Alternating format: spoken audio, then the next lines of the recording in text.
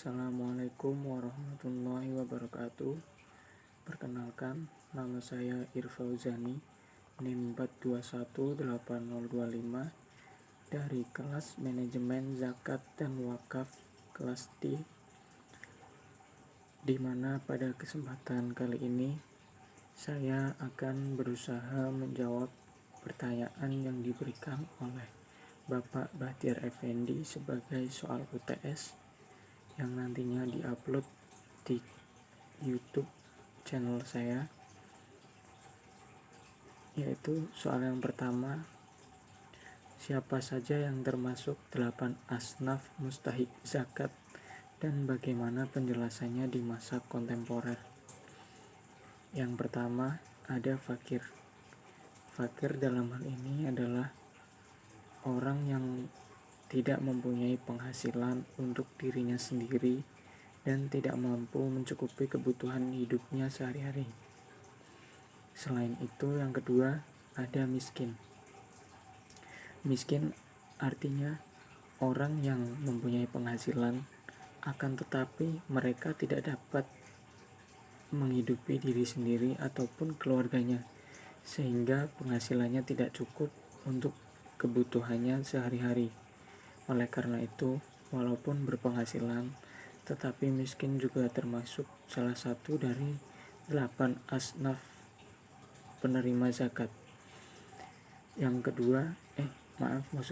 ketiga, ada amil zakat. Amil zakat adalah orang-orang yang membantu dalam pengelolaan zakat. Sebagai contoh adalah orang yang membantu dalam mendistribusikan zakat itu, sehingga mereka termasuk dalam salah satu dari 8 asnaf mustahik zakat. Yang keempat ada mu'alaf. Mu'alaf adalah orang yang terketuk pintu hatinya yang kemudian masuk ke dalam agama Islam. Kenapa mu'alaf termasuk dalam salah satu dari 8 asnaf ini? Karena diharapkan setelah mereka menerima dari zakat ini, mereka berpikir bahwa Islam adalah agama yang benar yang telah mereka pilih dan mengedepankan toleransi antar sesamanya dan saling tolong-menolong, sehingga mereka lebih yakin terhadap keputusannya yang telah memasuki Islam. Yang kelima ada rikob. Rikob pada makna sesungguhnya berarti adalah budak. Akan tetapi di masa kontemporer seperti sekarang ini, yang dimaksudkan rikob lebih condong kepada orang-orang yang terkena imbas atau menjadi tawanan perang.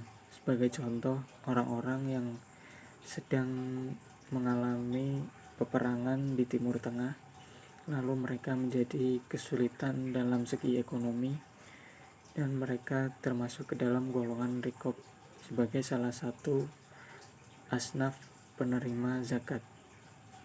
Kemudian yang keenam ada ghorimin. Ghorimin adalah orang-orang yang berhutang atau memiliki hutang, sehingga mereka harus memikirkan apakah penghasilannya itu untuk membayar hutangnya dulu ataukah untuk mencukupi kebutuhannya dulu. Dan golongan ini adalah orang yang berhak menerima zakat. Kemudian ada Ibnu Sabil. Ibnu Sabil adalah orang yang kehabisan bekal dalam melakukan kebaikan. Sebagai contoh, misal ada orang yang mau menghadiri sebuah pengajian akan tetapi mereka kehabisan bekal di suatu tempat, maka mereka juga termasuk ke dalam salah satu dari 8 asnaf ini. Kemudian yang terakhir ada fisabilillah. Fisabilillah dalam makna sebenarnya adalah orang yang berjuang di jalan Allah. Pada zaman dahulu, zaman Nabi, fisabilillah ini adalah orang yang mengikuti perang Sebagai misalnya seorang prajurit yang mengikuti perang dan berjihad di jalan Allah, itu termasuk ke dalam fisabilillah. Akan tetapi di masa kontemporer seperti sekarang ini, fisabilillah bisa disebut juga sebagai orang yang menuju kebaikan di jalan Allah. Contohnya adalah orang yang pergi untuk berdakwah, pergi untuk mengajar, itu juga termasuk ke dalam golongan fisabilillah ini. Kemudian soal nomor 2, yaitu sebutkan 2 ayat mengenai zakat yang ada di dalam Al-Quran. Yang pertama adalah Quran surat Al-Baqarah ayat 43 yang berbunyi, A'udzubillahi minasyaitonirrajim, Bismillahirrahmanirrahim, wa aqimus sholata wa atuz zakata wa arka'u ma'ar raki'in, yang mempunyai arti laksanakanlah sholat, tunaikanlah zakat, dan berrukuklah bersama orang-orang yang ruku. Kemudian surat yang kedua ada surat At-Taubah ayat 103 yang berbunyi, A'udzubillahi minasyaitonirrajim, Khudh min amwalihim shadaqatan tutahhiruhum wa tuzakkihim biha wa sholli 'alaihim inna sholataka sakanul lahum wallahu sami'un alim, yang mempunyai arti ambillah zakat dari sebagian harta mereka guna membersihkan dan menyucikan mereka, dan berdoakanlah kepada mereka, sesungguhnya doamu itu memberikan ketentraman jiwa bagi mereka. Allah Maha mendengar, Allah Maha mengetahui. Kemudian soal nomor 3, yaitu apa yang dimaksud zakat profesi dan zakat perusahaan, serta sebutkan bagaimana perhitungan nisab dan haulnya. Pertama yaitu zakat profesi. Pengertian dari zakat profesi ini adalah zakat yang dibayarkan oleh seseorang yang sudah mempunyai penghasilan sebesar nisabnya, yaitu Rp6.530.000 sebulan.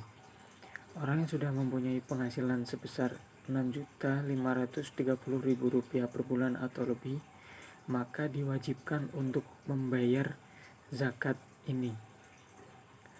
Perhitungan dari zakat profesi ini adalah dengan menghitung penghasilan total yang didapatkan selama sebulan, lalu dikalikan 2,5% dari penghasilannya tersebut.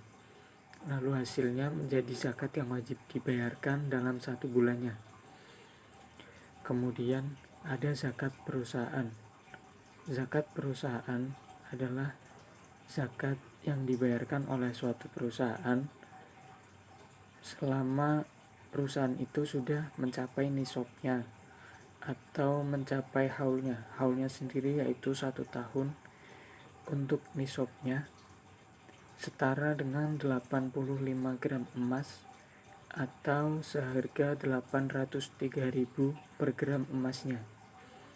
Perhitungan dari zakat perusahaan ini sendiri yaitu dengan menghitung modal yang diputar ditambahkan dengan keuntungan perusahaan, lalu ditambahkan lagi dengan piutang perusahaan, kemudian dikurangi dengan utang yang dimiliki oleh perusahaan, kemudian ditambah dengan kerugian yang didapat perusahaan selama setahun itu.